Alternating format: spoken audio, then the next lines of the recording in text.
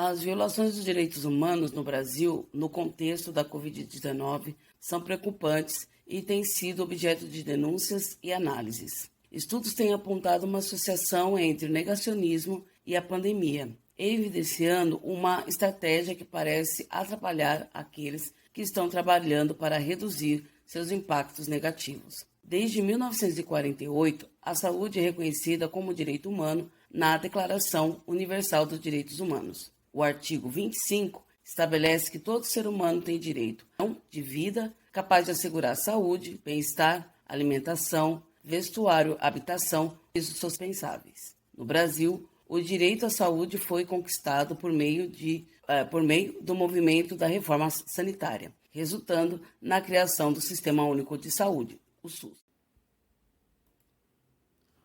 Olá, meu nome é Natália Ribeiro, sou estudante de licenciatura em teatro. Meu RA é 2345 21 74, dígito 5. Sou uma mulher negra, cabelos crespos, estatura mediana. E hoje falaremos sobre a violação dos direitos humanos durante o período da pandemia de Covid-19. Durante o período da pandemia, houve preocupações e relatos sobre possíveis violações aos direitos humanos no Brasil. Algumas das principais áreas que preocupavam incluíam o acesso à saúde. Então, houveram relatos que o acesso adequado aos serviços de saúde, especialmente em regiões mais vulneráveis, como periferias, lugares mais distantes dos centros, incluíam a falta de leitos hospitalares, equipamentos médicos e medicamentos essenciais. A desigualdade social, neste período pandêmico, a pandemia expôs e exacerbou as desigualdades sociais no Brasil. Grupos mais vulneráveis, como comunidades indígenas, quilombolas, população de baixa renda, enfrentaram condições mais difíceis devido à falta de recursos e infraestrutura adequada. Deve-se lembrar que nesse período da pandemia houve o lockdown, mas muitas pessoas não puderam fazer esse lockdown, ou aquelas que fizeram o lockdown e não tinham outros recursos, eram mandadas embora dos seus serviços, e então não puderam manter o mesmo status social, ou elas decaíram naquela faixa, né, econômica, ou entravam em vulnerabilidade social. E na pandemia isso foi exacerbado. A violência policial também foi um fator que viola diretamente os direitos humanos. Houveram relatos de aumento de violência em algumas áreas durante a implementação de medidas de restrição. Além disso, a presença militar em certas operações de combate à pandemia levantou preocupações sobre o suporte militar da resposta que eles estavam dando a essas restrições. Então, em alguns locais eram feitos, vamos dizer assim, alguns planejamentos ali em que a polícia foi acionada, só que em lugares periféricos a ação era muito mais violenta do que, por exemplo, lugares onde haviam elite, grandes centros, né? Principalmente nas grandes capitais, como São Paulo, Rio de Janeiro, entre outros locais aí do país. A restrição às liberdades individuais, as medidas de isolamento social e quarentena implementadas para conter a propagação do vírus levaram à restrição a liberdades individuais. Em alguns casos, houve relatos de abusos por parte das autoridades na aplicação dessas medidas. Como já foi citado, a violência policial ela restringia alguns grupos, né, sociais, e outros essa restrição não havia. Então, isso foi muito relatado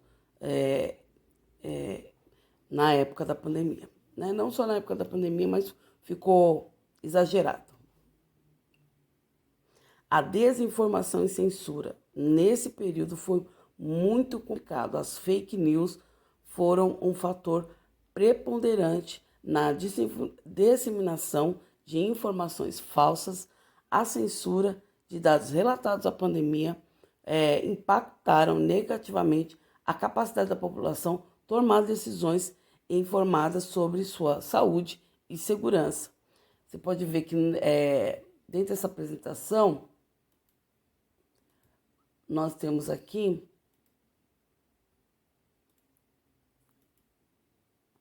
a relação, por exemplo, do dia D, né? Em que, na época, o ministro Pazuello falava sobre a questão do dia D da hora H. Demorou-se tanto para trazer a vacina, né? Principalmente o governo federal. Os estados ainda estavam, de uma certa forma, tentando trazer isso à população, mas essa demora, na época, o ministro da Saúde, Pazuello, usou o dia D, a hora H, para dizer que estariam sendo distribuídos as vacinas, né? Então, o ministro citou esse dia D como fator, né? Sendo que, na verdade, foi uma pressão dos estados para que houvesse uma ampliação da vacinação, já que disponibilizou, né, esse dispositivo para que a população se imunizasse, porque não havia imunização em massa e a desinformação foi uma coisa que se espalhou. E o governo federal da época, mais o ministro, conseguiram implementar essa falta de informação, né? Mais grupos organizados, isso aí é uma coisa mais profunda que violaram diretamente a capacidade dos cidadãos de pensar sobre a sua própria saúde, a saúde da sua família e da sua comunidade, dividindo aí o país entre quem achava que deveria se vacinar sim, porque era importante para a saúde, e logo a gente abrir para o trabalho, os estudos, né? Abrir a cidade, sair do lockdown, e uma boa parcela também da população negando a ciência em vários momentos e prejudicando até a ação efetiva de uma vacinação em massa em todo o país, o que prejudicou as liberdades individuais, prejudicou também o acesso à saúde, dentre outros fatores aí muito preponderantes para a falta de informação. Então, fake news é crime. E falando sobre o dia D, informado pelo ministro, na época, ministro da Saúde, né? O dia D, na verdade, o dia D foi também conhecido como Operação Overlord, que aconteceu no dia 6 de junho de 1944 e marcou o início da liberação da França no domínio dos nazistas na Segunda Guerra Mundial. O dia D também foi extremamente importante para criar uma fronte ocidental de guerra, o que acentuou o desgaste que já lutavam na Itália o fronte oriental contra a União Soviética. Então, assim, ele fez uma comparação esdrúxula, né? O que quase como se fosse uma piada, porque ele não disse, ele não falava o horário certo, o dia certo que viria, e na verdade o dia D, em 1944, foi esse marco aí temporal bem complicado para né, os cidadãos do mundo, né?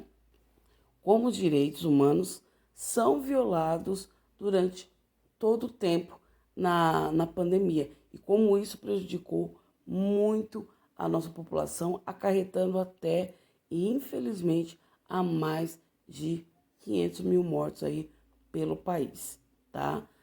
Por isso a importância de se falar dos direitos humanos. Segue aqui um vídeo falando sobre a vacina, tá? E né, a importância da vacina para a população.